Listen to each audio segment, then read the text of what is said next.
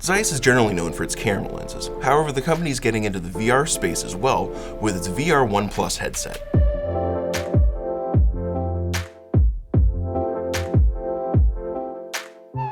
The One Plus debuted last year. It retails for $70 and it works a lot like Google Cardboard, except obviously it's not made out of paper. You load up the app on your phone, you insert your app into the headset, and the phone acts as both the accelerometer, motion tracker, processor, and display. That's all well and good, but the problem with that is the Cardboard platform doesn't have a whole lot of great apps, so there's not a whole lot of replay value, there's nothing to really keep you coming back for more.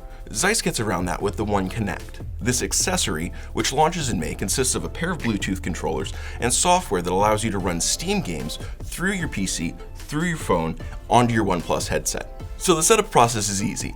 You simply install the Zeiss app onto your phone, connect your phone to a computer that's running your Steam account. Once those two devices connect, you simply calibrate your controllers and you're good to go. The One Connect will cost $129 when it comes out in May. The headset retails for $70, but if you get them together as a bundle, the entire price will be $150. Another benefit of this is that since your phone is being tethered to your computer, all of the processing power is offloaded from your phone to the PC, which means that your phone's not going to heat up like it does with Cardboard. The phone that you use is definitely going to impact your VR experience based on the quality of the display. But compared to, say, the PSVR, which I've noticed has a pretty heavy screen door effect, the iPhone X that we were running in today's demo was absolutely crystal clear, nice and bright, very little lag as well. It does work with phones between 4.7 and 5.5 inches, so that's basically every newer phone than an iPhone 6. It also accepts most of the Galaxy Notes, all the way up to the Galaxy 8.